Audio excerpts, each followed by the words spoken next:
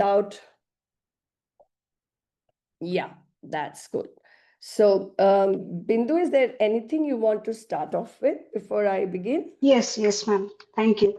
So we have collected a bunch of questions from parents. First of all, thank you so much, Champa ma'am, for joining us today despite the health issues. And Champa ma'am is a special educator for the last 35 to 40 years. And more than everything, she has been a loving guide to all of us in spellers and allies. And she has always been there. She's been the voice of reason. And she's the most neurodiversity affirming professional that I have met in my life. Thank you so much, ma'am, for being there for us and for doing this for us.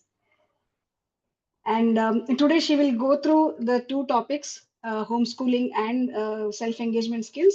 And then we look at the questions. So I request everyone to stay mute until then, until we reach the Q&A. And please keep your videos on if possible, so that it appears like Champa ma'am is actually talking to a group of people instead of herself. Thank you so much. True, true, true. Very true. Okay, so we will dive deep into it right from the beginning. So, first, we take a look at homeschooling. Now, these are these two words, home and school. When we get into this enterprise with our children, the first thing we need to do is to completely redefine these two words for ourselves. What is home? You know, the common saying, home is where the heart is. That's exactly what home is. Wherever my learner has comfort. It's the fish market, it's the railway station, it's the park bench, it's the veranda, it's the balcony, it's the bathroom, it's a room in the house. It could be anywhere. So, the first thing I do as a teacher of a homeschooler, I may be the parent, I may be somebody else, is I make a list of homes that work for my child. Where all have I found my child to be at ease? Why I say this is it's very scientifically driven, because unless there is comfort, unless there is ease, unless there is as near possible zero anxiety, we do not have the glandular system, the hormones helping us to learn. Learning happens when there is a sense of equilibrium in the endocrinal system. That means the adrenaline and the cortisol are not on a high, and they have not put the child system on a fight mode. So we need to find comfort. Make out a list for yourselves of places. That's the first thing you do. So definitely homeschooling is not your house only. It could be any of these places. And now we'll just a little further into the discussion, we'll talk about how you can use the physical environment to meaningfully convey something to your learner. Those of you who are familiar with Montessori, Maria Montessori, she convinced us that the environment matters, and it does. So home in homeschooling does not necessarily mean your house. It could mean one of many different places. That's the first thing. The second is, how do we understand the word schooling? The most unfortunate thing, that has happened to us is that we've got terribly, deeply conditioned to give a particular meaning to this word schooling. We only understand school as a building, as a place where there is the English period, the maths period, the teachers come and go. And that's how schooling has become completely restricted to something that it is not even supposed to be. So when we look at homeschooling, we have a chance of redefining it the way it should have been everywhere. And that is the one of the greatest advantages of homeschooling, where you are getting to make the choice of the classroom, and you are also getting to make the choice of what is this learning that you're going to impart to your learner. So schooling basically is life. It completely depends on the learner. I was reading something the other day, and there was this mother who had written a small comment on one of Hari's papers or something. And she says that, I'm just happy that you don't have my son's autism. And it struck me deep, because I have in my journey of, as Bindu said, when I started off, nobody would even talk the name, even doctors would not say autism. I used to wonder why some of the children are so different. And there cannot be any blanket on autism. While we all understand it and we keep saying it, it's a spectrum, we don't really live it as a mother or a father, and very understandable. I completely understand where each one of us comes from when it comes to my child. But the fact remains that the differences are huge. So when you have an autistic learner who has very significant motor planning difficulties, you cannot have the same kind of a learning or a schooling planned for that learner as you would have for another autistic learner who's like so clued up and can do jigsaw puzzles like that, or put things in the right places. So we cannot have, a look at each other kind of a thing, that this is what is done to other children, so this is what I'm going to do with my learner. Doesn't work at all. And that is the space where we actually cause a lot of distress to our learners. And another major goal of homeschooling is that we reduce this distress. Because no matter how much of a right it is an absolute right. Every child's right to belong, every child's right to access education in different forms. Having said that, however much of a right it may be, to what extent can we expect systems to cater to individual needs to that extent? It becomes near impossible. And so again, we see that homeschooling might be a way out. But what distresses me is that I find that homeschoolers also fall into the same trap. Homeschoolers also start asking questions about how much English to teach, how much science to teach. There's nothing wrong. We do need to teach or expose the child, I would rather say. Let the child access the concepts in their own way, in their own time and pace. But we have to be very careful that we do not fall into the rut of what the formal schooling systems are while we are homeschooling. It has to be completely different. And that is why we chose homeschooling. So home, anywhere your child is happy and comfortable and in a frame of mind to receive. See, learning is about receiving. Learning is not about proving what I have learned. That is part of those formal systems. And those formal systems have been created with an agenda. The current educational system, more or less left behind by the Britishers, had an agenda. They needed certain qualified people for certain roles in the British administration. And that's how English education came to India. It's not the same anymore. But we haven't changed, our schools haven't changed, unfortunately. So homeschooling can't be that.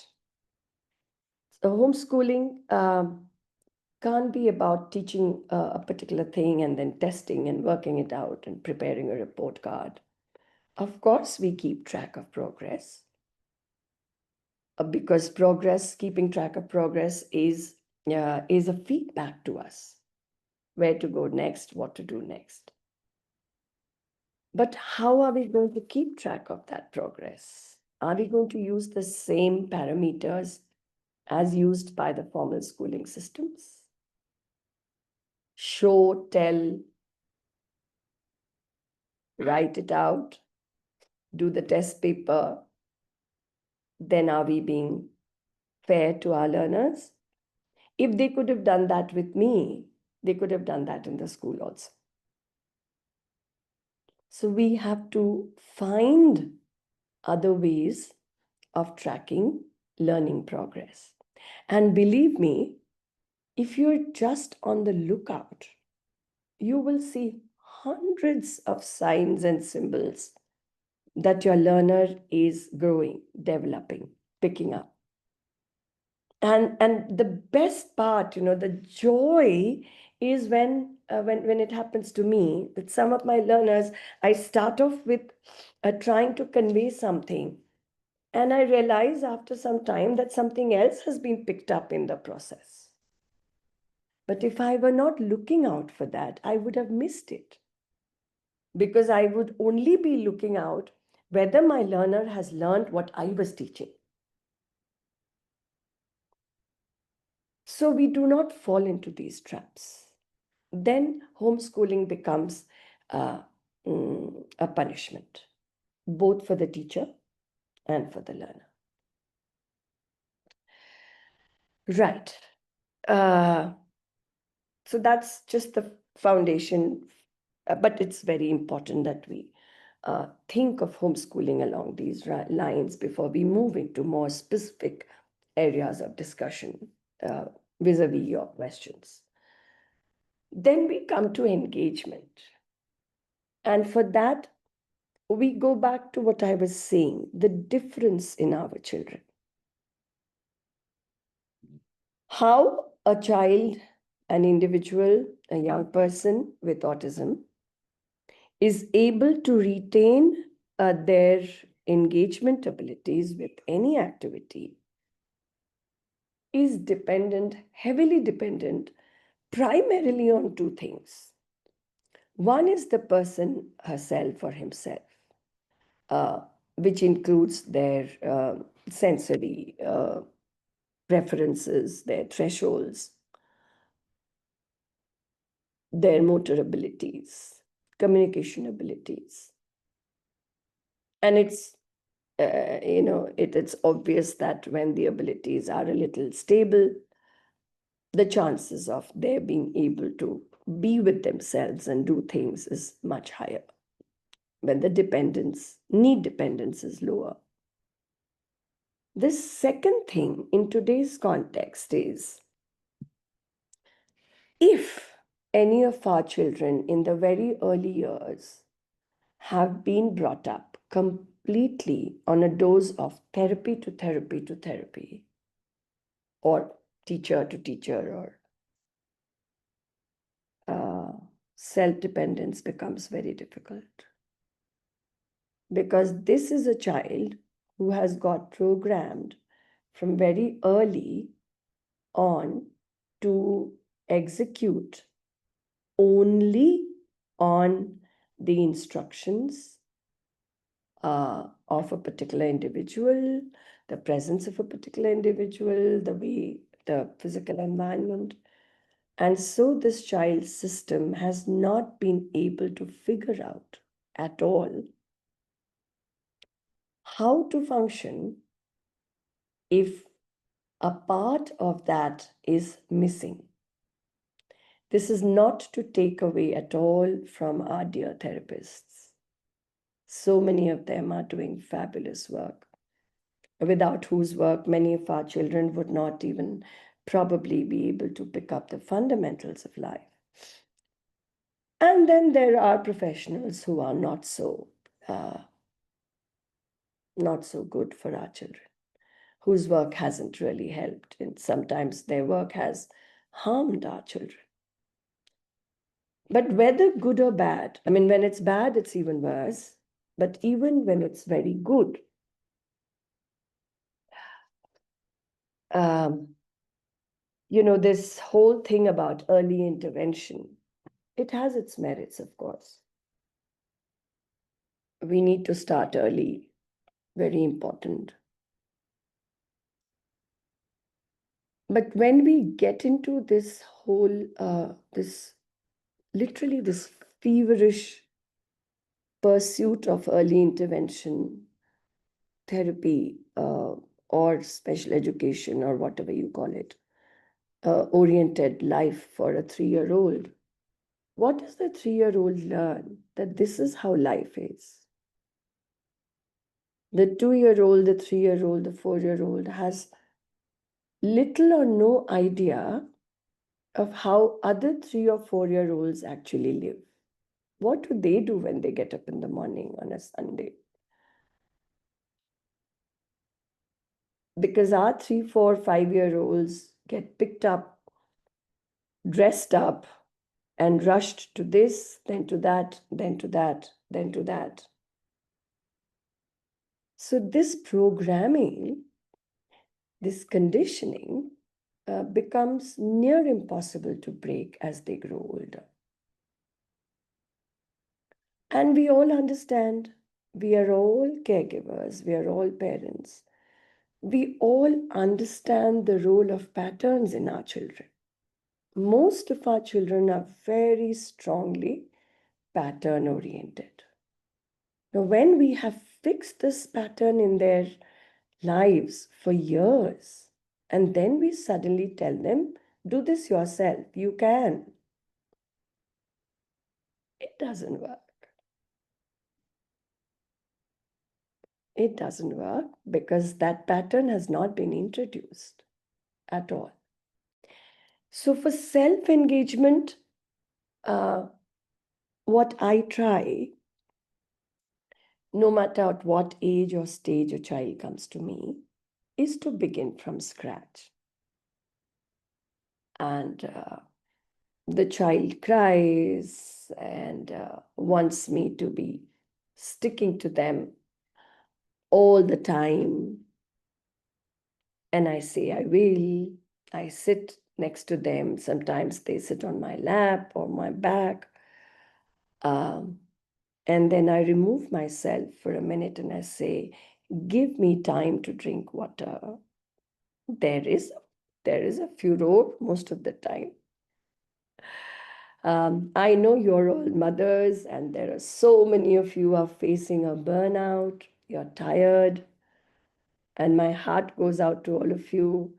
In my current bunch of learners, I have 5 autistics, and out of 7 learners, 5 autistics, 5 very different kind of autistics.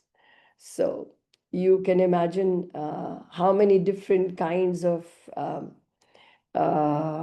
emotional managements we are doing every day, but it gets done. It gets done. There's someone who claps a lot. There's someone who laughs a lot. There's someone who is a non-speaking, who's now articulating a lot. So he's all the time, he's starting saying, he suddenly said mom one day. So now he looks at me and says, mom, mom, mom, mom, mom, whenever he wants me around. So, what I do, what I do is I tell them, I've noticed that they don't like the word wait for a long, long time. For years, I've noticed if I tell children to wait, they hate it. So I started saying, I need time. Give me time, please.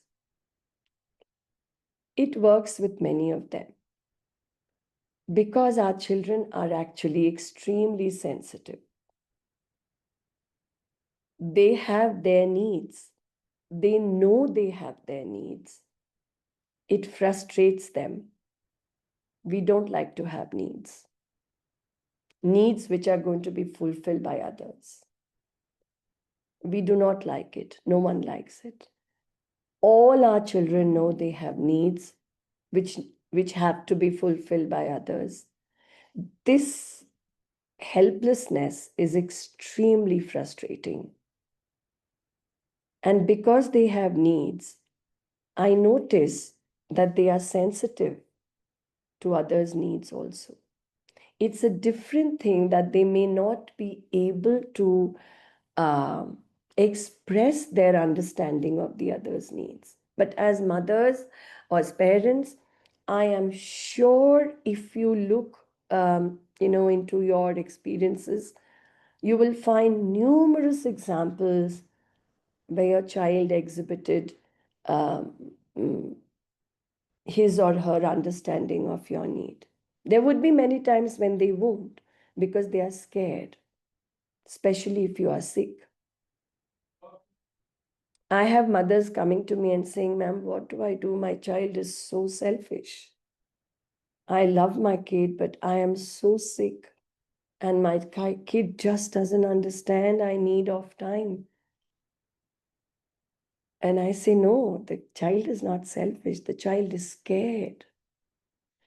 The child is completely aware that his or her life revolves around your support. And if you are sick, they are just so scared. But you will still find lots of proof. So I started telling my children, give me time. I need to go to the washroom. Give me time. I need to drink water. Give me time. I need to stand up. So little by little, I delay gratification if we are doing something together. By delaying gratification, that means by not doing something immediately. Delaying is by just a few seconds, by the way. That's the threshold in the beginning. Do not frustrate the child.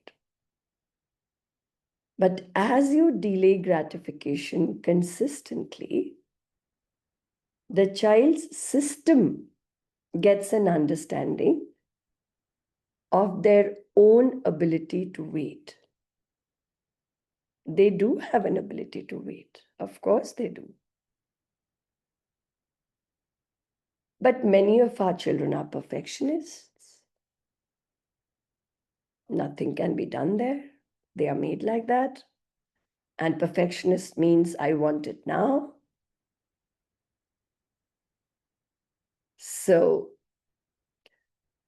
So it's a mixed thing. So when it comes to engagement, you start from scratch wherever you are with your child. Your child is 5, your child is 30, doesn't matter. You start from the beginning. And it's like,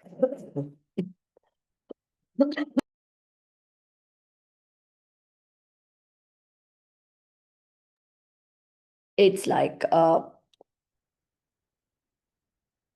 this we will do together. In the afternoon, I will sit here, you will sit opposite me. I will be doing my knitting and you will be doing. Choose something that probably they're okay doing on their own. And parallelly, bring in the possibility vocabulary of everything is not done to reach an end. When we do craft work, when we do writing, when we do reading, when we are watching something, Sometimes, a lot of times, we do things because we just like doing that thing for that moment. We are in the swimming pool. We like being in the water, splashing around. So differentiate the goals of an activity from time to time. When we go to the swimming pool with your coach, we are going to learn to follow coach's instructions. We have to make ourselves better at swimming. We are going to the swimming pool in the afternoon to enjoy the water. The very fact that something can be done for different goals is an extremely difficult concept for an autistic. And it's an extremely significant life skill to bring in. So, no matter where you start, when you begin something, bring in as wide a platform of possibilities. I know that kind of goes completely against a lot of conventional autism training, or I hate that word, education or whatever, where we are told do one thing at a time. The mistake is in the interpretation. Yes, we do one thing at a time from the point of view of the focus. But we do not let a child believe that that is the only way of doing it. When I start with a schedule with a child who's just newly come to me, the schedule has many slashes, many options. And I could have a child who's going berserk with anxiety. This or this or this. And I say, we will do it. The first 2 weeks, 2 months, 1 day, 3 days, depending on the child, can be really bad. But then the settling is very rewarding. So now you have the child who understands that my activity time says reading / going for a walk / painting / this. And every time I say that this depends on the factors. What are the factors? The weather, the person that you need, whether Amma is available or not, whether Appa is back from office or not. Timetables vary of adults. It's very annoying. I always validate the child. It's extremely annoying. It makes me very angry. But we have to be prepared and ready for it. It takes time. It's not 100%. You can try your best, but all my learners or all our learners here will not accept it probably, but most will. And at the end of the day, I see that even the ones who take a very long time, they find peace with it. And that brings a huge amount of possibilities in our lives with our children. So self-engagement will depend. Your expectations of self-engagement of your child have to be realistically placed as per your child's functional abilities at any given point of time. Secondly, no matter what the functional abilities are, there is no harm in starting by demarcating the vocabulary. This is together work. This is partial work. Somebody is going to be there with you, but not all the time. And this is your time. Now, your time. I've seen many children engage themselves. But the mother says, or the father says, ma'am, they're doing useless stuff. They're not. If they are doing something on their own, it's not useless. So you cannot be wanting your child to be doing useful stuff all the time. It's terribly taxing. Remember, our children are fighting major battles. I don't know how they do it. Hats off to my children. I really don't know how our children are, they smile and they laugh and they do things. How do they do it? We don't even know half the battles that they are fighting within themselves. We keep talking about sensory challenges, preferences. There could be medical challenges we are not even aware of. That, as some of our parents here have been pointing out for a long time, that it's not getting the recognition that it should, and I agree. There's so much in the medical area of an autistic profile that we have no clue about, and it could be playing a significant part in the way our children are. So, demarcating time, remaining consistent, and no performance agendas. Nothing. It is just that some things are done together, some things are done alone, like somebody's there around, and some things are done on your own. First, let this pattern set in, and then move on from there. But don't make it more difficult for the child by demanding that the own time has to be useful work. And the other important thing is, it's difficult, but if your children are attending special schools or therapy centers, you will have to think of doing things with them at home which are not done in these places. Unfortunately, everything that could have been a joy to a child, like doing a jigsaw puzzle or playing a game, everything has become a thing of therapy or class. It's being done in the schools as part of, like, do it, do it, do it. Even playing the drum or whatever. That is so sad. So you will have to really rack your brains and come up with stuff that is not done. So if there is reading or whatever in the school, whatever way it's being done, find out how it's done and do it in a different way. And tell the child, I know your teacher does reading, it's so boring in the school.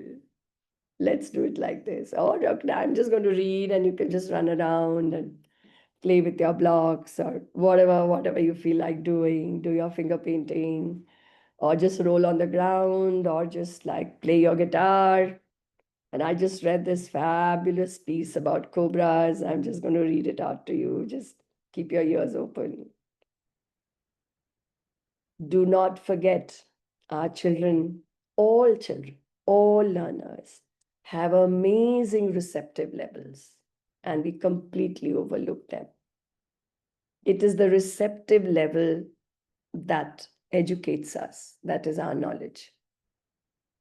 Not so much. How many of you remember your examinations? What did you write in your BA second year, whatever, paper 3? I don't even know which paper it was. We don't remember that. I was a student of literature during my undergrad years, but I do remember the novels I read, the writers I discussed, but I don't remember the exams I wrote. So the expressed part of education is not education. It is the received part. And that brings me to the next, last bit of general discussion. Why do we want to school our children? What is it that we expect will happen? It's a very difficult question.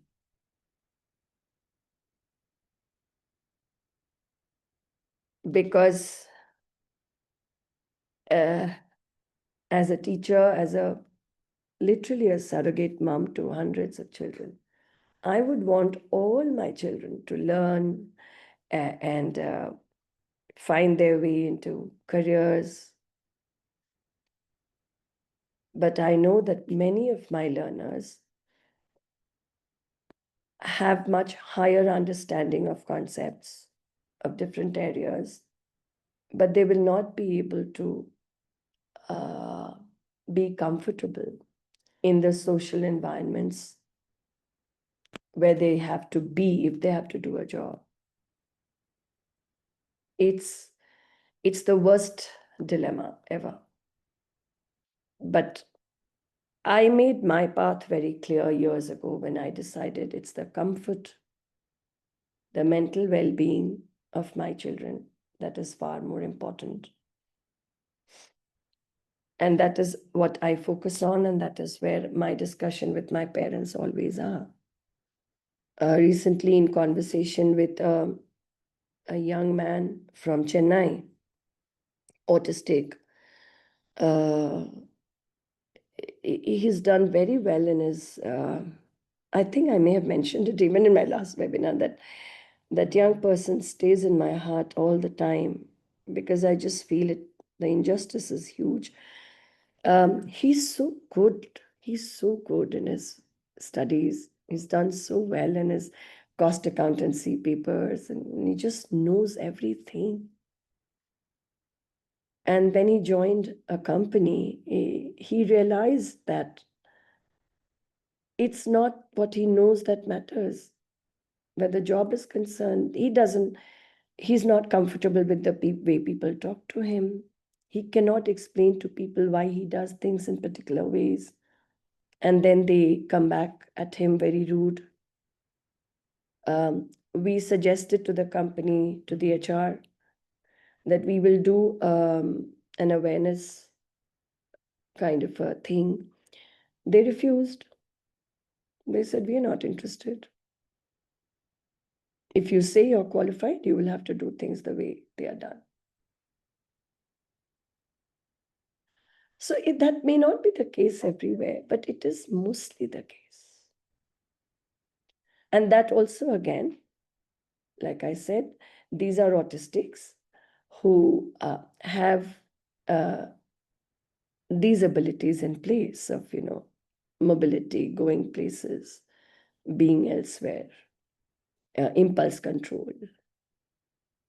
And we have autistics who are highly intelligent, but you remove your vigilance for a second, and they will be gulping down nails or sand, or the impulse is so high. The sensory urges or pushes are so deep. Does that mean that my autistic child, who has those tremendously difficult to control impulses, does not have a right to education? No. Of course, my child has a right to education. Does that mean it gives me the right as a mother to plan for a career with that education? No. It does not give me the right. So this question has to be asked by each one of you to yourself. What do I really want? It's a very difficult question to answer. And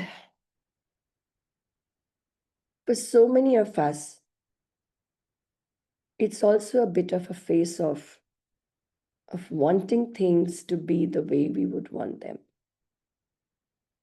If only my child could get educated, could do his board exams and move on. It's very applicable to many of our learners, but it's also not applicable at all to many of our learners. So each mother, each parent has to make that decision. So the education has to be non-agenda. You have to wait and watch how it moves. It moves into a path of where my learner is picking up tolerances. My learner is picking up, figuring out that responses have to be given to concepts learned. And my learner is doing that. We prepare the learner for exam by also talking to them about examination halls, how things are, the rules. It takes time. They deserve that time. So I don't say, ma'am, my son is already 14 and when is he going to do the boards? All children do their boards. Yeah, but your son has just started figuring out that there is something called a book. And you know, when most of them start out and when we are teaching them something, it's very tiring for them. I always tell my children, the first thing you need to learn is ask for a break. And when I just start with something, there are about, in a span of 1.5 hours, there are 20 break requests. Champa, Mama, I need a break. Go ahead. So there are sitting breaks, there are lying down breaks. And since they come to my house and I have dogs, one of them has started asking for a dog break. He loves to play with the dogs. Then I have one of them who likes to lie down with the fan on full speed. He loves the sound of the fan. In a particular room, that's my bedroom. And then I see over a period of time the demand for the break going down. Because that's when their system starts figuring out slowly, tolerance levels increase. We cannot be in a hurry. We cannot be in a hurry. It's a lifetime. It doesn't matter. Somebody does a 10th exam at the age of 15. Somebody does a 10th exam at the age of 20. How does it matter? So no panic. Our children are the most precious. We don't want anything to happen to our children. Nothing should go wrong in their lives.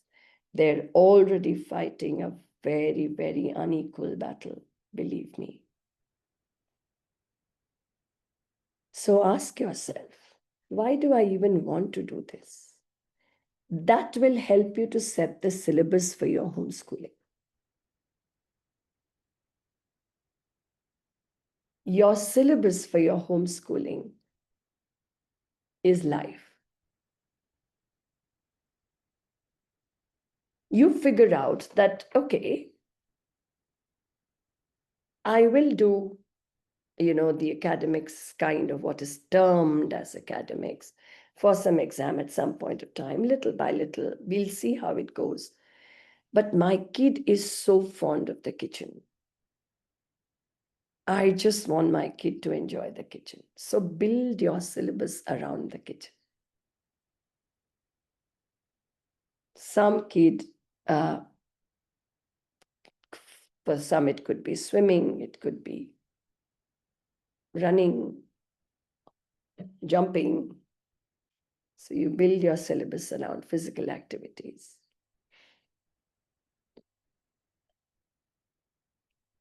And once you decide that you are going to homeschool your child, you figure out a set of people, 2 to 3 other people with whom you can leave your child. Ostensibly for purposes of learning. That's what you tell your child. They could come home, you could take them, because we want our children to be able to understand that their interactions with the parent will always be there, but there are also others who can teach them things. So obviously, if therapy is going on or if some coaching is going on, it helps. But if there's nothing, you can just identify somebody in your circle, in your neighborhood. It can be that, okay, we are going to finish this, and then with Didi next door, you're going to go down for a walk. It's your walk time. So you don't go down for a walk.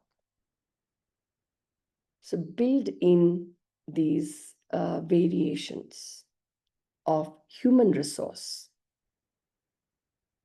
Every time you choose somebody, you sit down with that person and you explain to them in great detail, I'm not handing you my child for you to teach them any perfect skill.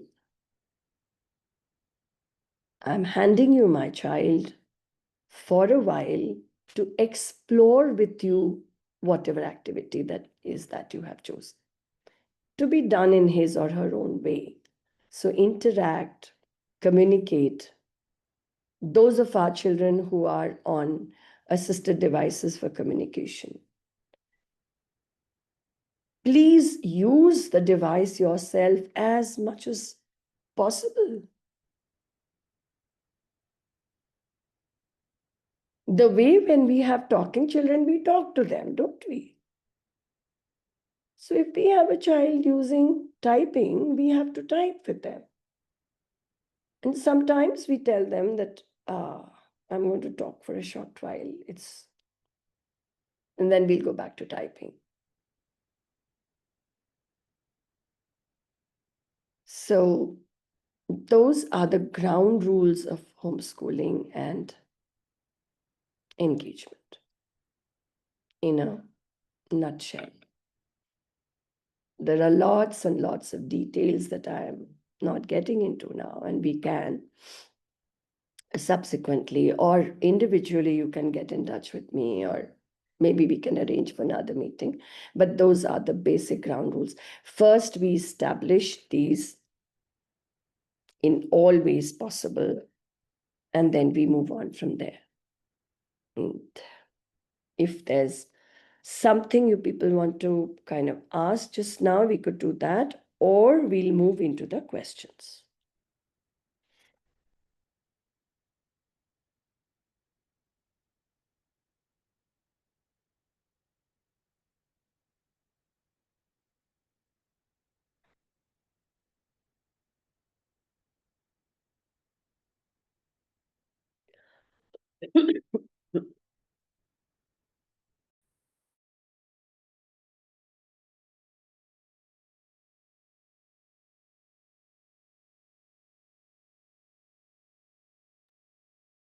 Yeah, should we move into the questions?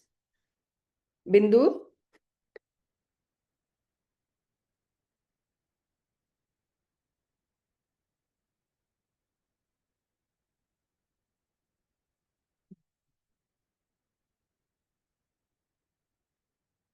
Yes, ma'am. We can start the questions maybe.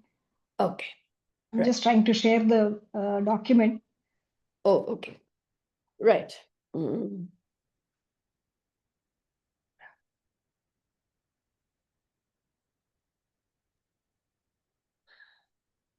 Or maybe I can just read out the questions, right? I have it here. Yeah. Yeah, that's So easy.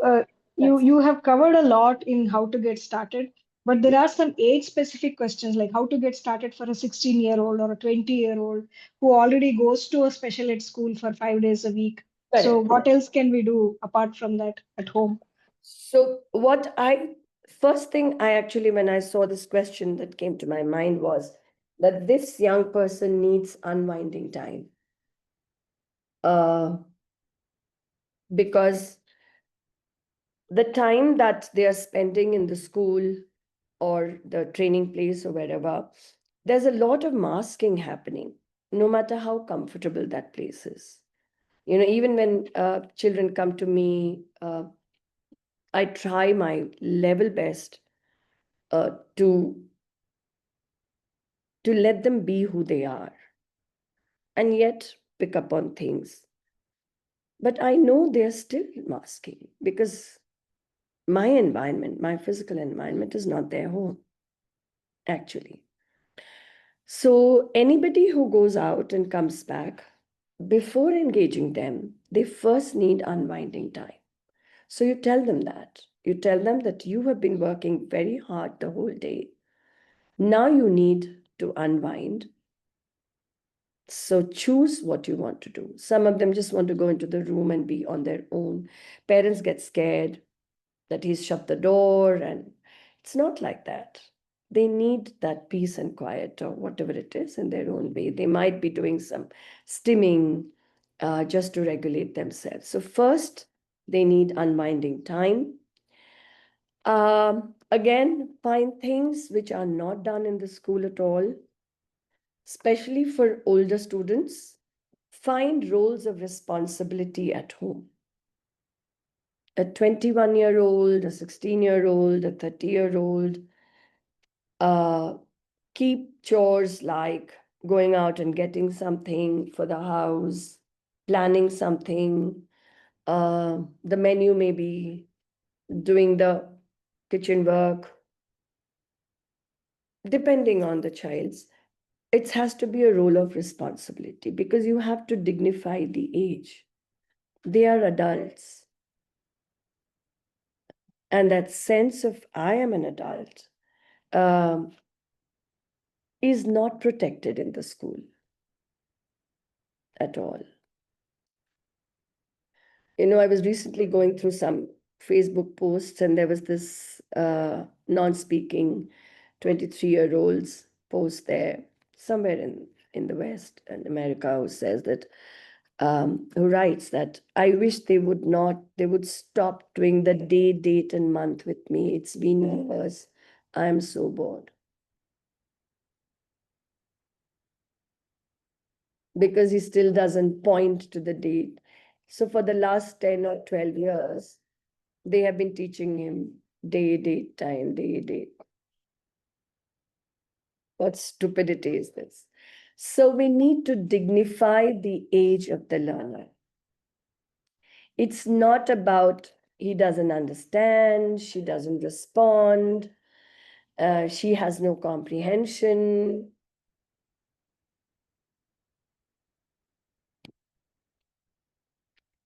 The age has to be respected. It's an adult. So we sit down and we said, when you come back from school today, when you come back from your workplace today, you take your unwinding time. And once you're done that, I need your help to do this.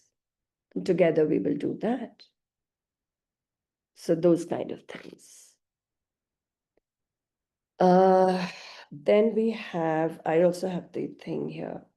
Yeah, I can I go to the next one, ma'am? Yes, please.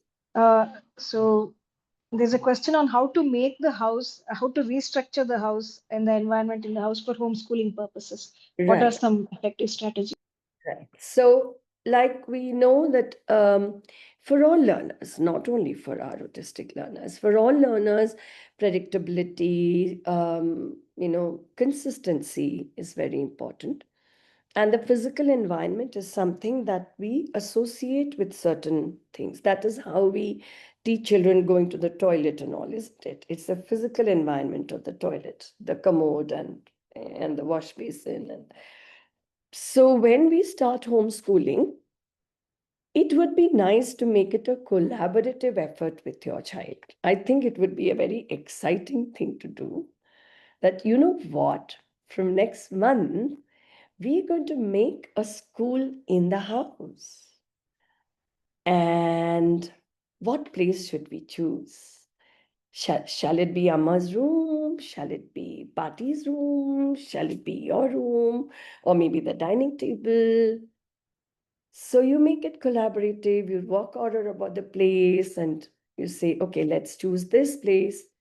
Then maybe put a bookshelf there or things that you will need every day. Just small, it's symbolic. And it has to be functional. So if you want self-engagement and you are sitting down and you want to do fractions and you have this kit and it's right there in front and you say, oh, you've got to pick up your fractions kit. Pick, keep, to the extent that your learner needs cues, give the cues, give the prompts, and let the child or let the learner bring the thing. So functional designing doesn't have to be elaborate at all. The more elaborate it is, the more confusing it is.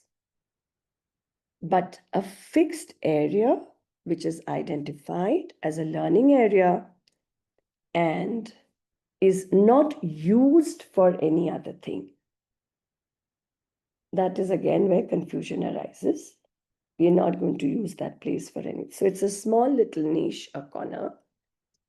If some of us have an entire room that we can dedicate, fine, we do that. Part of a room, we can use partitions very creatively. We can use curtains, even bed sheets hung creatively with strings across the room or whatever. But we have a small little niche, and this is going to be our learning corner from tomorrow. And this is where we are going to learn some of the things. Now, remember, you cannot make that the entire school. You have to tell your learners some of the things. Now, when we want to learn about money, we are going to go down to the shop. When we want to talk about plants, we're going to go for a walk in the park. So you make your learner aware that learning is going to happen at different places. Avoid places which you know your learner doesn't like. Some learners are not happy with crowds, with people around, noise around. No, we are not going to go to those places. But some learners are extremely happy with high decibels. I had a learner who did the best learning when he was in the railway station. Every evening, I created a schedule. Every evening, the mother would take the kid to the railway station. And he would pick up things like that. So excited, so bright-eyed. So we have to see what perks up the learner. So yes, the structuring of the environment is important, but there are no preset ways. It has to be the way. And never think my house is too big, too small, too crowded, too less. No, you can always find a small little niche where, one of my kids, in fact, there's another one even now, but he stopped doing it of late. One of my kids used to sit under the table all the time. Thank you. Sit under the table all the time. Loved sitting under the table. So I would also sit under the table with him and do work. And I told the mother, I said, you make a table, put a nice tablecloth over it or whatever, make a nice tent thing and say, this is our learning space at home. So they did it. So, it doesn't matter what the space is and how but you do design a space and you call it your home learning space. Okay, what's next? This parent has asked, what are the pros and cons of homeschooling? I think there's another question in the chat also. Does socialization take a hit for homeschoolers? Mhm. So would that be a con? Well, uh, to some extent, yes. If your child is a highly social learner, in that case, my suggestion to parents always has been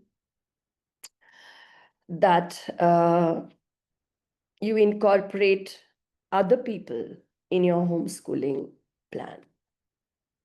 So your child goes to a dance class or a gymnastic class or a horse riding class or a swimming class, or but these are just like they're classes. They're not therapy sessions. So that way you compensate to some extent the lack of other presences while you are doing the homeschooling or somebody in your place is doing it. But sometimes we overestimate the role of socialization in our children's lives. It is our desire for our children to be social and have friends sometimes. And in pursuing that desire, we end up stressing out our children. Because many of them, many of the times, they want friends, they want to be with others, but they would want to take their time to get an understanding of figuring out. What generally happens with our children is we do not give them enough time to figure things out. And that is where homeschooling is a big advantage because you can just leave things in the environment. My current little one, the non speaking one I have, 6 years old. First, of course, he would not touch a pencil. So we just leave pencils scattered around, and people were doing pencil work all around him. One fine day, he picked up the pencil and did some stuff. I said, wow, you're making nice patterns. Those designs are really awesome. And then I made a book and called it his scribble book or his pattern book. And every time I would keep it there with a pencil. And I said, it's scribble time, pattern making time. There's a lag. I would have said it at 10 in the morning. He'll pick it up at 11:30 and he'll start. Now, if I expect that I said it at 10 and he'll pick it up at 10:05, I'm not doing justice to my learner. He's figuring things out. Believe me, he's not sitting idle. He's not disobeying me. He's figuring things out, his motor planning, what he wants to do. And then I said, your friends are using colors. Pushed them away through the color boxes, went into a pretty angry response mode. People call it a meltdown. I said, I was just suggesting, sorry, I didn't mean to upset you. Don't have to use colors. I'm just leaving them here. So this is about 2 months ago. Or maybe even earlier. I don't recall. But yeah, then after that, I would just kind of keep the colors around and say it's an option. It's just that. It's an option, and you can use it if you want to. Just give me a second. I just want to. I don't know if you are able to see. Are you able to see this? Yes, yes. Do you see the colors?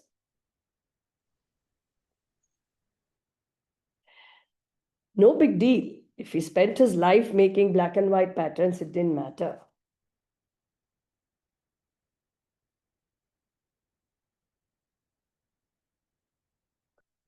But he decided it might work. For me, the joy is a little bit of life is opened up for him. That's all. It's not going to become. So what What we gain in homeschooling is this: we leave things around in the environment, we leave the suggestion floating in the air. Because we are mothers and parents of children whom we are nurturing from birth, and we know they take time to plan. We know they have motor planning difficulties. We know they take time to figure out different things. Why are we then in a hurry for them to do something that very day when we talk about it? It will not happen. But you never know how much is being received. So your job is to keep giving. No tests are needed. No records of proving that you are learning from me. That is proven beyond point. Of course, they are learning. They are intelligent children, various levels of intelligence.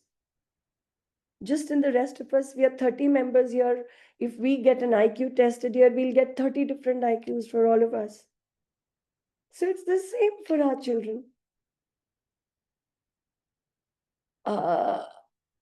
There's a question here which says, if we have a learning-based condition, like I will learn only if certain conditions are met, there could be times we can't always honor it. Yes, you have to tell the child that I understand that if these conditions are there, your learning is smoother, it is more comfortable. And because you want it to be comfortable, you're asking for these conditions. But sometimes I'm not able to do it. It's my fault. But that's the way it is. So we don't insist. We say, okay, we'll do it some other time.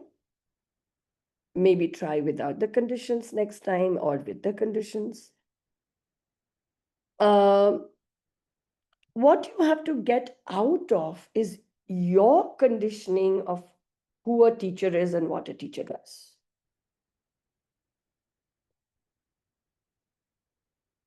Ma'am, won't it amount to doing bribery on the child? That CCC, I am doing this, so you have to learn this one, or like that, won't it count as a bribery kind? Not, no, depends on how you put it. You have to be very factual. Sometimes when I really want something to happen in a child, I tell them. I said, this is for my joy. Like, I don't know if you'll do it, but I would be so thrilled if you did it. Sometimes I tell them that, now I have a kid who's obsessed with charging his laptop all the time. All the time. And I said, it is very uncomfortable for you. I know something is happening in your head and you're going crazy. I'm going to try and hold you down, but I cannot let you charge your laptop while you're working on it. And we've achieved it. Now he doesn't. So we put a 30% mark. We said, when it comes to 30%, we'll put the charger on and you'll do some other activity. He loves typing. So it takes different ways. It's not bribing. Definitely not. You have to be honest. Tell the child, tell yourself exactly. I really want you to do this. And better than that would be, I so wanted you to do this, but I know you're terribly uncomfortable. So, okay, let's leave it for now. Maybe we can come back to it some other time.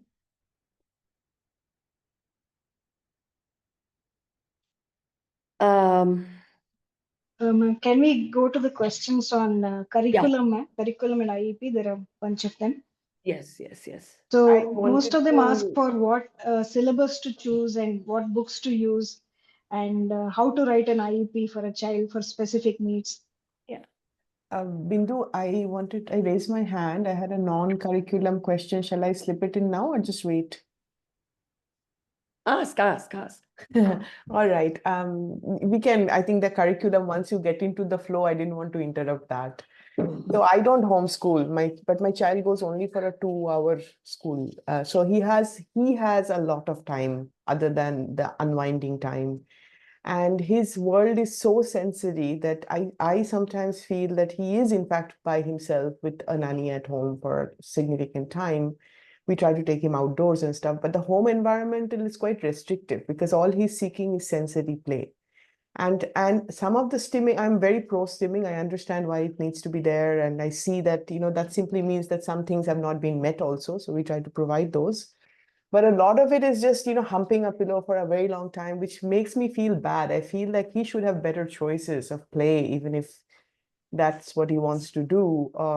So I wanted to know how I should set my own expectation, just, accept the fact that that is how he's stimming and that's what he's doing, or should I just read it as a sign that he should have more options of engaging in ways that the world expands a little bit for him beyond his very immediate need. So do you have any suggestions of how I may approach this? I wish I knew your child better.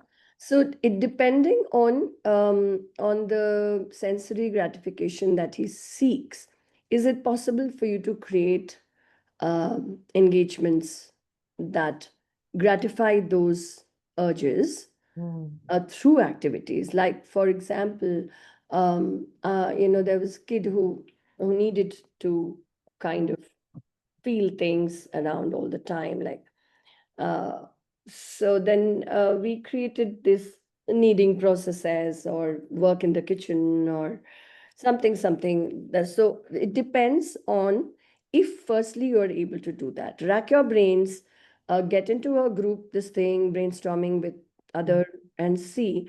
Smriti, I mean, many of you know Smriti Rajesh.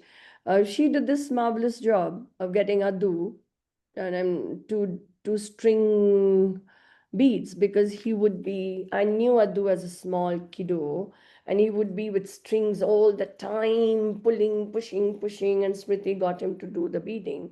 And today he's the owner of this jewelry shop or whatever, this jewelry company, and he actually does a pretty good, of course, with Smriti, with.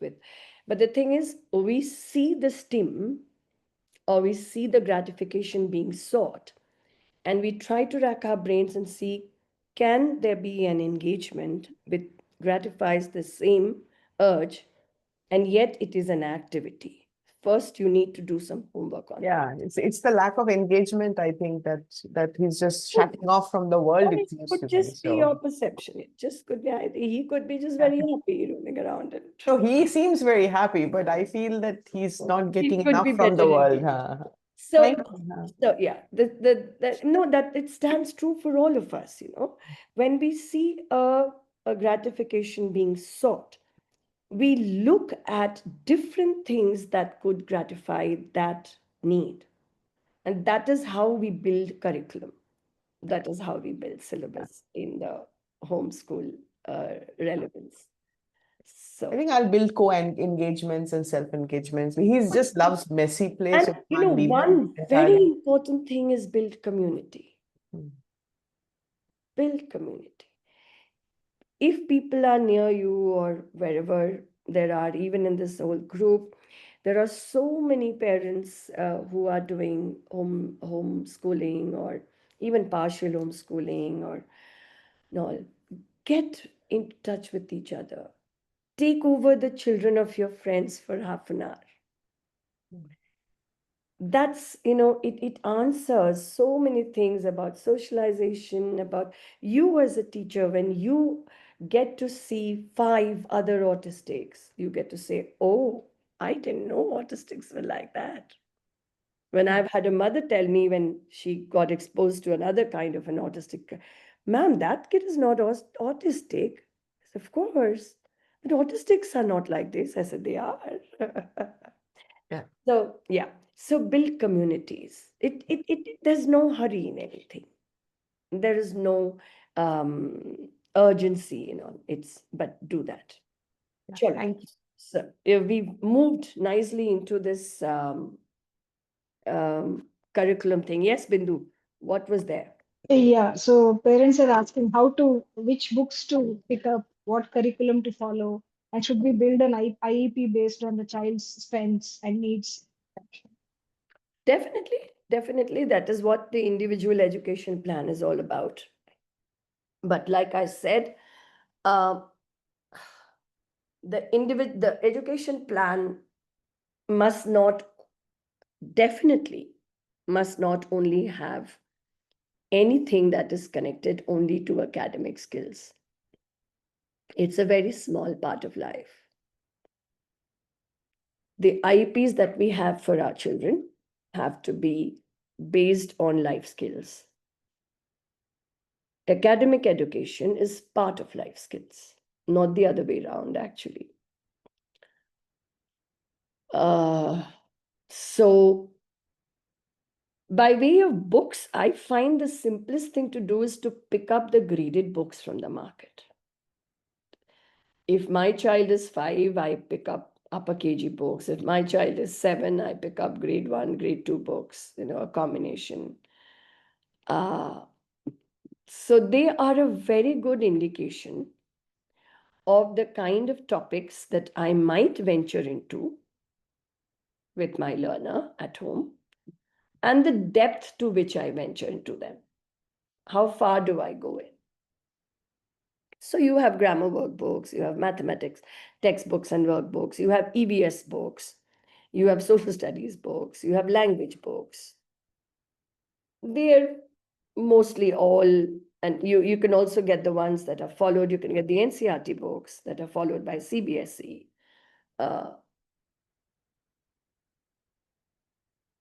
But the thing to remember is you're not getting that book to finish every little bit of that book. That book is a resource for the teacher. It's an idea. So grade 1 EVS book has living things and non-living things as chapter 1. Most grade 1 EVS books. So what I do with that is I go around talking about it with my children. I do an elaborate thing of breathing in and out, growing, showing pictures. Oh, I'm small today. Oh, you were so tiny when you were born and now you're growing, you're eating food, your tummy gets hungry. So we build in all of that, we talk about it, and we let it go on day 1. And then we pick it up the next day. We may watch a video, we may watch other things, pictures, other books. It depends on my learner. Most of my learners do listen when I read. I think all learners do, except that they don't want to do it in the way we want them. For me, it doesn't matter. I go on reading regardless. Sometimes the mothers who come to me said, "Ma'am, I mean, you are reading and this kid is just singing away or playing." I said, "He's listening." That's my conviction. That is where I presume competence. And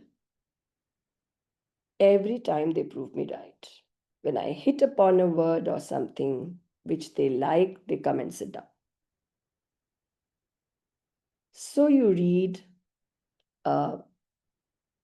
you show pictures, you show movies, you talk about it, you go for a walk. We read about birds, and we went out to look for birds. You could find any birds, see what they have, their body parts. Relating is learning. When the connections are made, and it's not very easy for our children to make connections. That is where their challenge is as learners.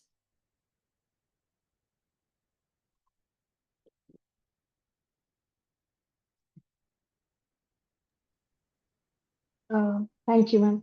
So there is also a question about structuring. Should we follow a specific structure for the day for playtime, math time, outdoor time, or should Yes. it be more flexible? It has to be a bit of both, like I said, definitely structured, but the flexibility has to be within the structure. So when you start of the day, you say, okay, today we have learning time of language and science. Slash, we have craft time, slash, we have music time, slash, we have cycling time. And you tell the learner the slashes are there because sometimes we have to change our schedule according to certain requirements. So we do our language, and then it is science time, and you say, oh, my throat's paining today. Give me time to recover. You do cycling time, and I'm going to make your science notes or diagrams. Sitting inside, you go to the veranda and do your cycling time, or you go down with Bhaiya and do your cycling time and come back. So we bring in these slashes every now and then to build a new pattern that possibilities exist. Possibilities are possible. They are not as difficult as the mind initially thinks. So the structure is extremely important. And also, as a teacher yourself, it will help you to touch base with all the elements that you want to bring in into your child's syllabus. So you have the academic subjects, and like I said, you have all of this. There's cooking, there's walking, there's massaging, there's hair tying, there's washing, bathing, there's grooming the dogs, there's everything. It depends on who you are and what your family circumstance is. There's travel time, there's shopping time, there's choosing a menu time, there's kitchen prep time. Depends if that's what your child is a stalwart at. Oh, the kitchen becomes the most important part of your IEP. So yes, structure is important, but bring in a lot of possibilities every now and then. Okay, what next? We have a couple of questions about motivation. So there is this parent who asks, my child is 7 years old. Some of the concepts need to be repeated several times and in various ways for him to understand. So in the process, the parent is getting bored and ends up losing enthusiasm to teach. So how can she build accountability for herself and make it interesting for her to work with her son? I think your kid is also as bored as you are. If you're doing the same thing again and again. I think you should just stop looking for proof of learning.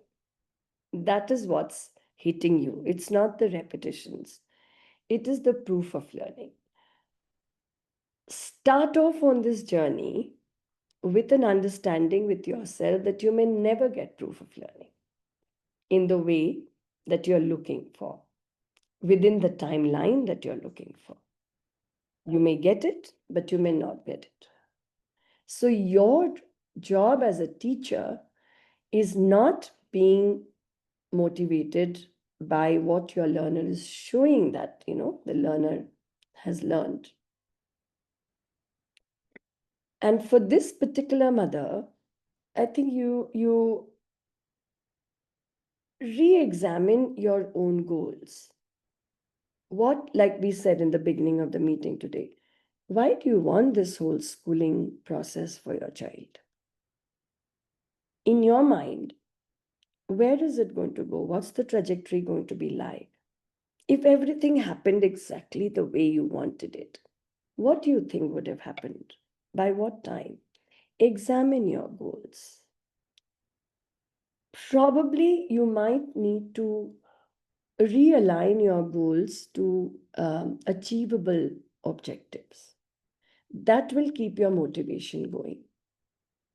Instead of looking at, I have mothers coming in saying, ma'am, kya hoga aage chal ke agar padha nahi?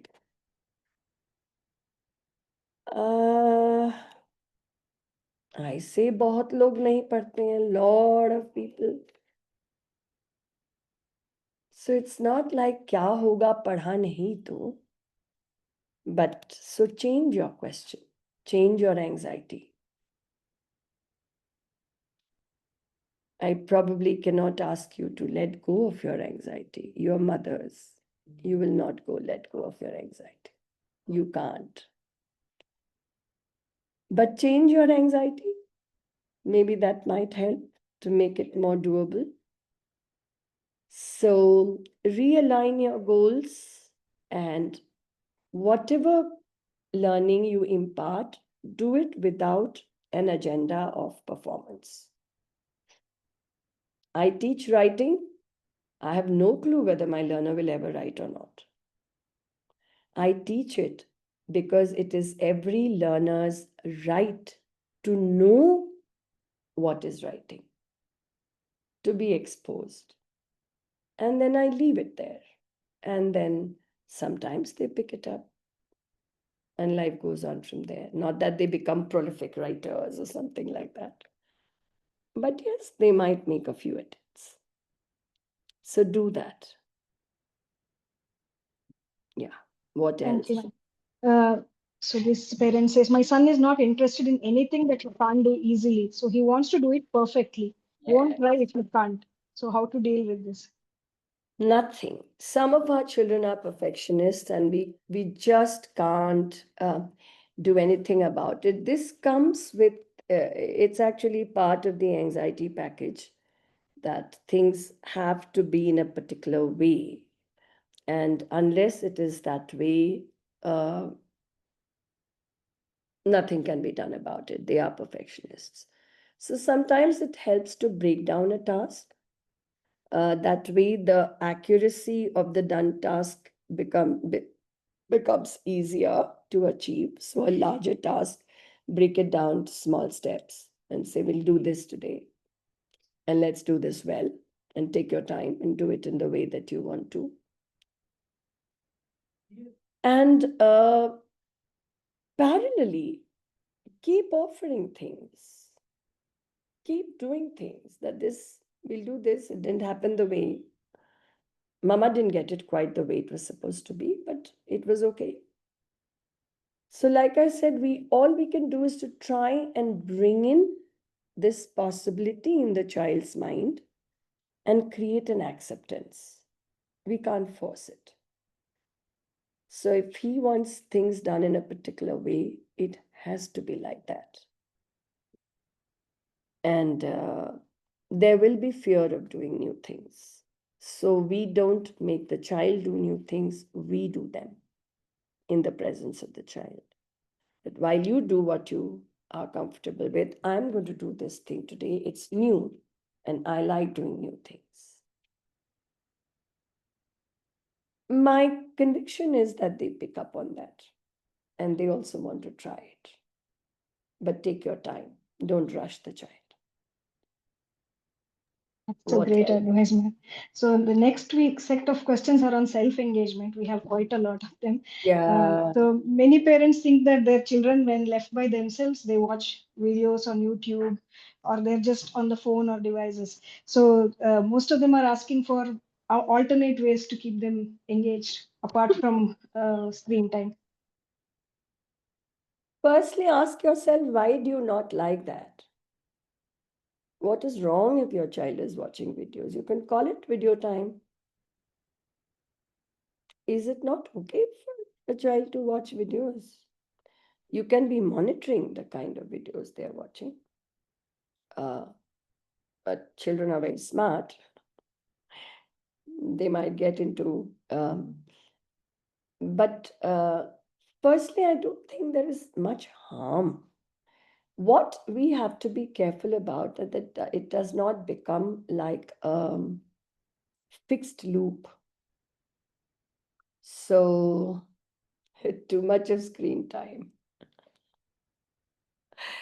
Oh, Shormishta, we have entered into a screen era. Everything is on the screen. Can't fight it.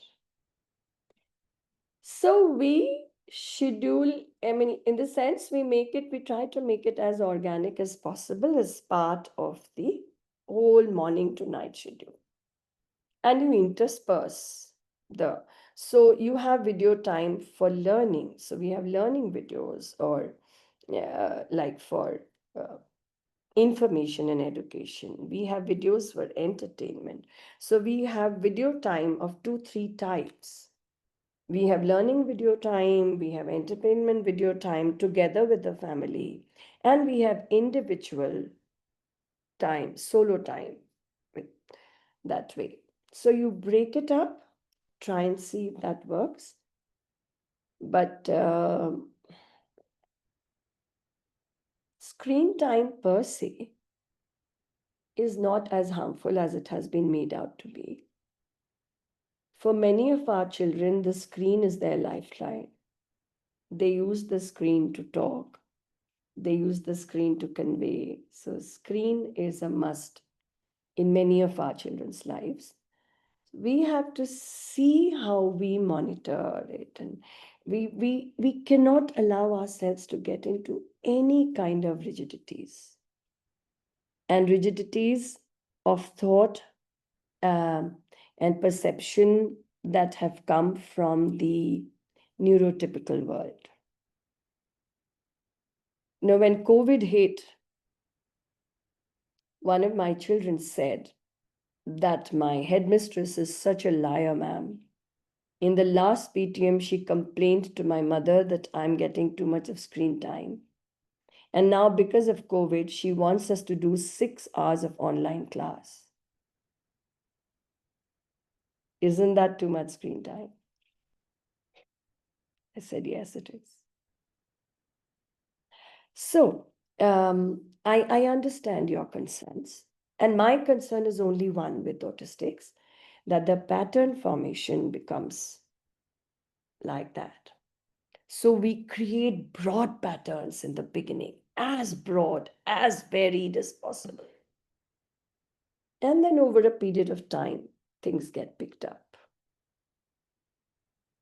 Yeah, and self-engagement, I think mostly when I spoke about it in the beginning, we've kind of covered the basics of it. It's very individualistic. It's very dependent on your individual child's functionality, ability levels, confidence levels, the exposure your child has had since childhood of being with other people, being on their own, doing things. If they have not had that exposure, start it now. It'll take time to build, for them to understand that I can be on my own and do things. For own time activities, start off by giving them something that there is a little bit of ability to do. Maybe watch a video.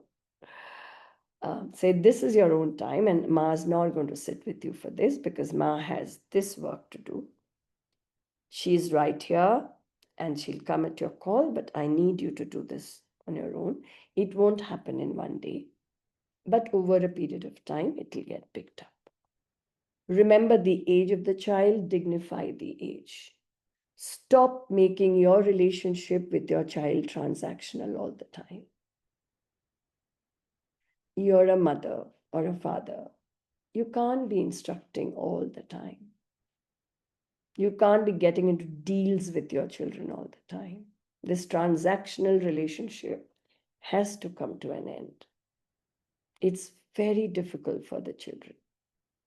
They're constantly trying to live up to our expectations. We have to take that pressure off them. We have to start living up to their expectations. I know it's very demanding, but they are our children. That's the least we owe them. So you change your questions. Ma'am, why doesn't my child do this? Why don't I do this for my child? What can I do to make it easier or better? Weigh everything that you do on only one major scale. Is this comfortable for my child? It may be the best thing that has happened in the world, as far as you can see, the merit of it, but your child is uncomfortable. Then it's not worth it.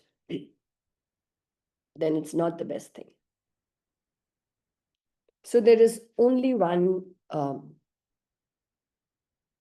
parameter against which to check whether what you're doing with your child is worth it or not. And that is whether it's comfortable for your child. How much of masking is your child having to do to achieve that? Not worth it. I have children who've done their, whatever, all therapies and everything, and in their 30s and their 40s. But they're not comfortable.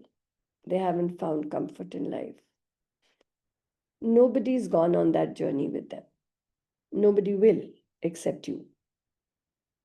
So homeschooling is all about that journey. It is a journey of finding comfort, pockets of comfort. Numbers are a comfort. Teach only numbers. Teach everything through numbers. Paints are a comfort. Let paint be there in every period of learning. Jumping is a comfort. Oh, the trampoline is right there and you jump up and down. I'm going to read this lesson on the solar eclipse to you. You keep jumping. So it's a journey of discovery of comfort pockets. And the more comfort pockets you discover, you will be surprised. The lesser will be the need. And one finally, this kid is going to actually sit down and be doing things with you. But not from day one. Not from day one. Day one, if the kid is sitting and doing things, there are very high chances that the kid is masking tremendously. And you can tell them that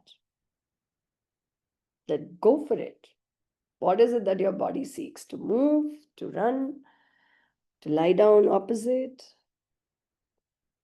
And remember the medical angle, parents. A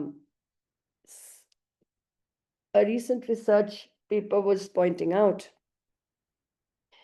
that it's interesting that many autistics have very strange postures sometimes. They'll hang their heads down, they'll put their legs up, they'll do. And we tell them to sit straight. Or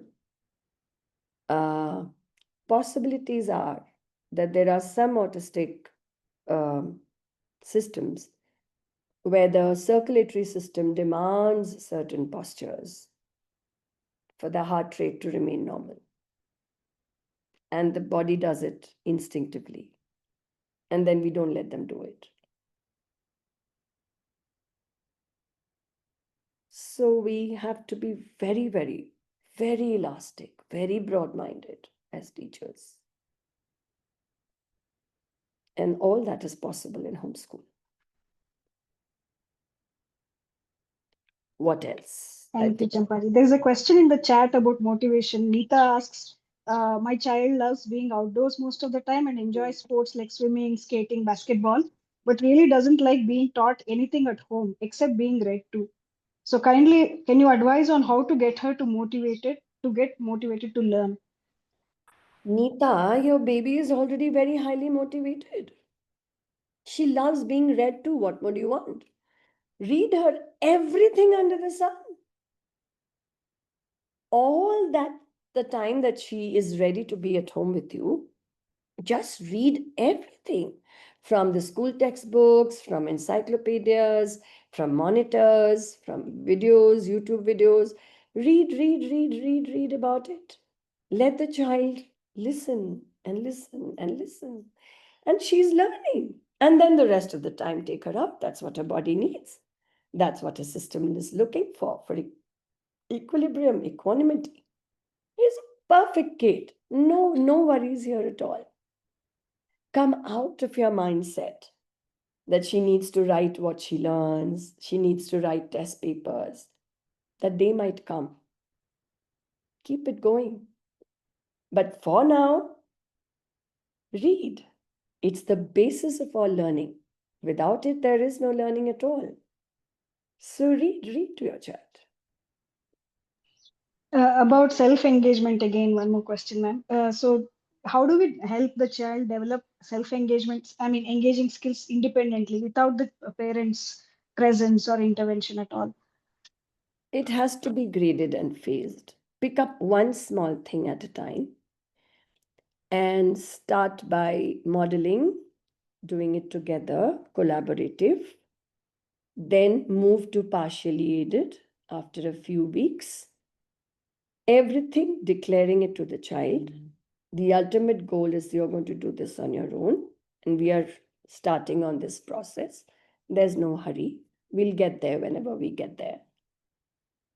So that is partially aided, a little bit of a handheld there, and then finally move into okay, now you do it yourself. Now, when the learner does something on their own for the first time, the accuracy levels will probably be very low. It won't be very good. That doesn't matter. So you keep doing it, you keep doing it. So for almost every kind of learning, you bring in these. First, it's we'll do it. I'm going to be there. I'm going to tell you everything, hold your hand, show it to you. But that's not how it's going to be all the time. You say it in the beginning itself. We are going to do this, and then we are going to move into something that is called partially aided. Amma will be there, or your Akka will be there, or whoever it is. Appa will be there. We will be there. We'll be looking at it, helping you out a little bit, and then from there we'll move on to your doing it on your own. The intelligence you show here is to choose activities in the beginning which you know will be more or less doable, given that you know your child the best. You know your child's ability levels the best, especially motor abilities. Okay? Vanya wants to say something? Yes, yes. Thank you, Champa, ma'am.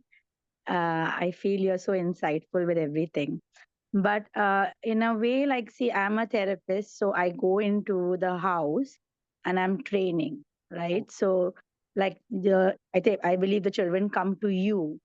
So now, if there is some kind of transition, if you want to make to the parent teaching and the parent learning, like what happens, the kids, they get so used to me and my, you know what I mean, my way. So that transition is what I am, although I might advise that, you can do this or you can set up the house like this, but because of the rigidity as they form is with me and learning with me, I have some kids who just cannot transition to other people in the house. So I was wondering if you have any examples, or you kind of answered it in the previous question just now, like where you give small, like partial. I felt like you and explained it a little Absolutely, bit ma'am. to me. When you go into homes, you first take, your few days or sessions and all to gauge the needs, the ability levels, the parental ability levels, and everything. And then you pick and choose. You say, okay, this is an area or this is a parent where I can start off the collaboration level where we do things together. So you have the parent with you on certain things, and then you move out. Say, I'm going to the washroom for a while, or I need to take a call. You manage this for the next 5 minutes, and then you slowly build on that. And that is also a declaration to the child that the work that is being done is not dependent on the individual who's coming to do it. It is a process. It is a process. And I do the same thing, Vanya, when children come to me in homeschool, but I'm not there all the time.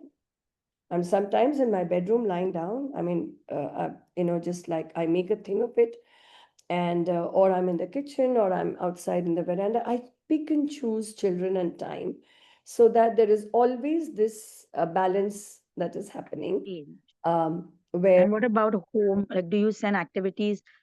What about the parents at home? How do they carry over learning they, in the home uh, setting? the mothers who come carry back whatever they see, and I say you carry the spirit of it back, in the sense, the principle of it, and you put it into Yeah. whatever's happening at home.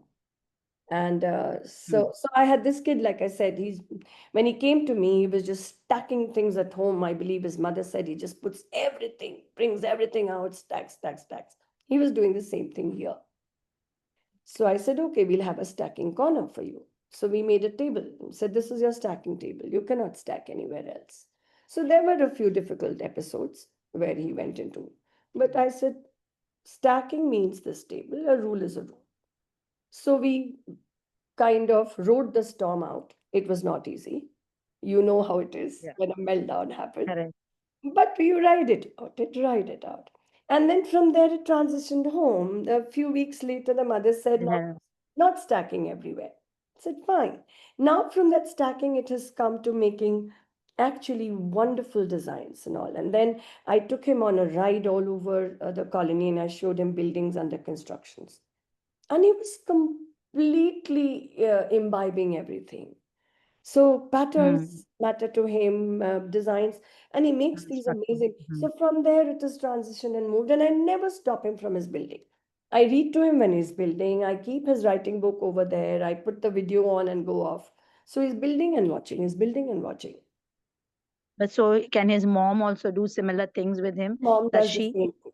Mom does the Mm. same thing. Yeah. Correct. So you do that. That's the graded, phased manner is one of the better Yes. ways. Correct. Thank you very much. I would also like to take this moment to thank Vanya. I think she's one of the few professionals who attend so many webinars.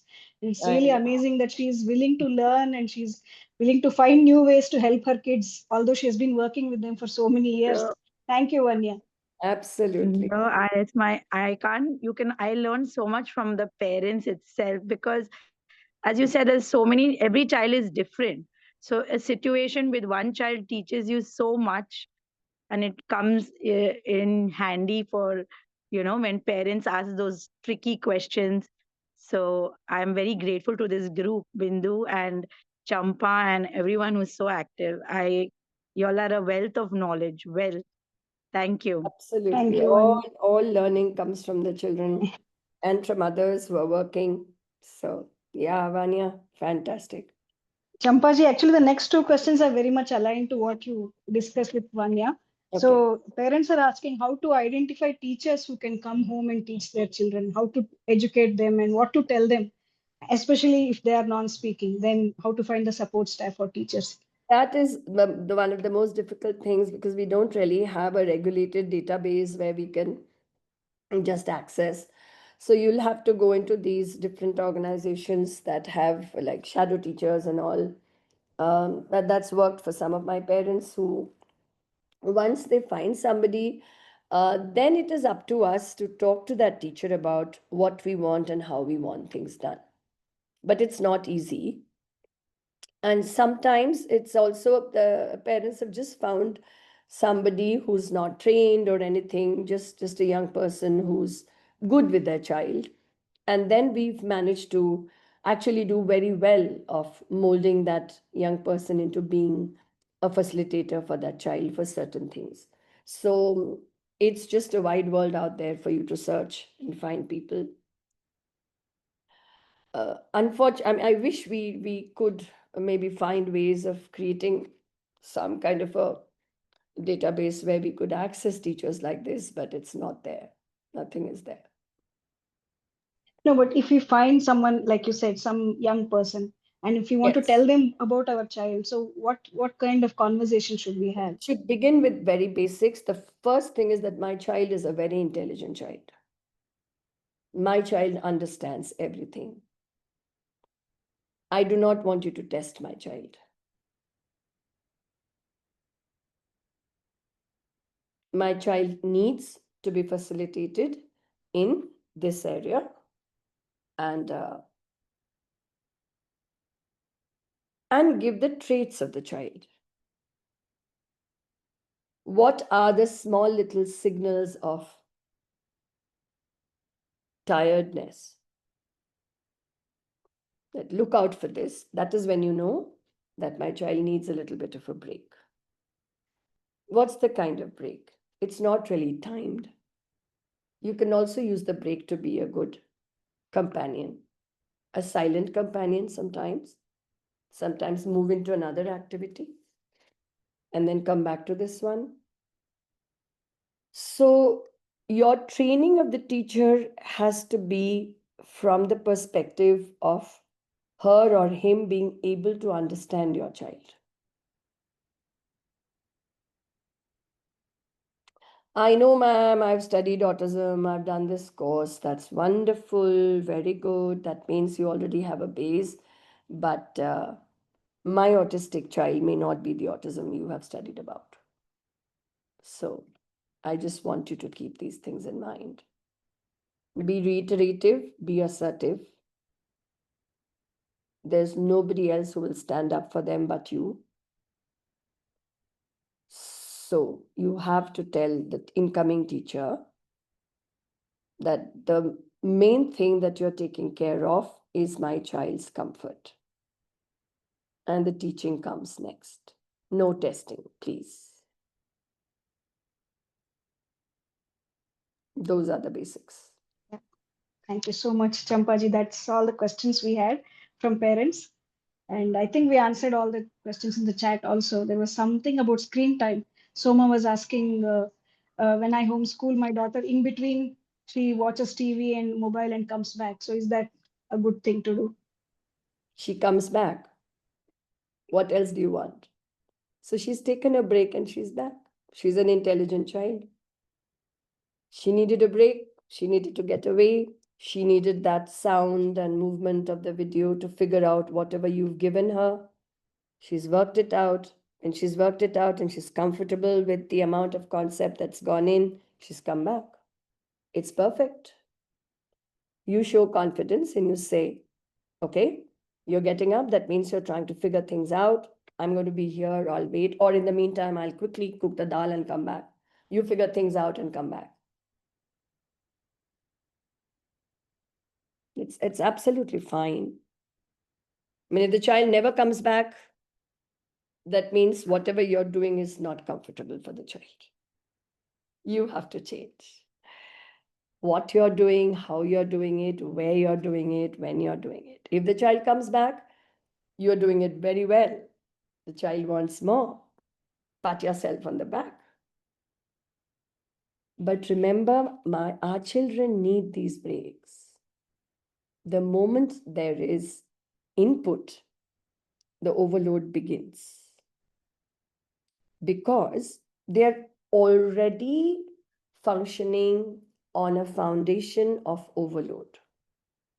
Nothing in the world that they live in is according to their vibes. And we can't do much about it. So there's already overload. Now we start telling them that nouns are names, spellings are this. So the overload is building. But this is something I want, I like, but I'm not able to take it anymore. And I'm not able to tell my mother. So I get up and run. And my mother says, come back, come back, come back. I have more words to teach you. When I get up, my teacher has to know that I'm figuring it out. I'm letting it settle in. I'm stimming.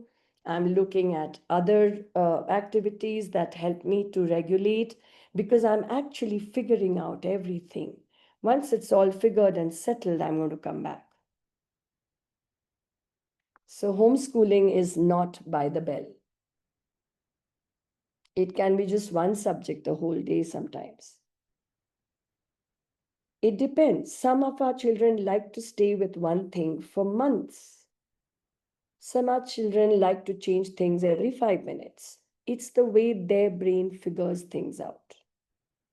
So we observe them and their behaviors, and then we figure out the learner that we have in front of us. True, True. That's true. Thank you so much, ma'am. Thank you for, I hope you're feeling okay. Not very tired. Yeah. Okay. Please rest. Yes, your This, voice Yeah. especially. this Yeah, asthma you've been, thing is the worst thing in the world. So, but yeah. anyway, it'll also Thank you go. for spending about 2 hours with us. And Thank you, I hope ma'am, it was very a much. good session for everyone who attended today. I hope it has been of some help. And I may have disappointed many because I know how parents are always, and not their fault, they're seeking for these magical solutions to things, but they're not there. Then there's no magic anywhere. It's all hard work, it's all disappointment most of the time. It's all coming to terms with a lot of difficult truths most of the time. But the quicker we are able to come to terms with all the difficult truths, the better we are with our children. So I know I may have not been able to answer many of your thoughts and queries the way you wanted to, but well, Ma'am, I have one question.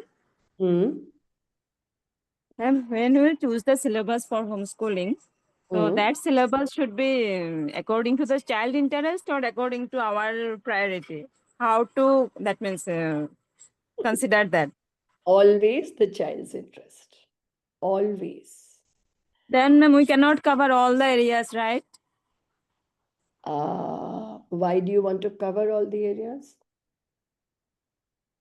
Like my daughter likes only maths and craft work. So English, EVS, she doesn't like all this. So what to do in that case?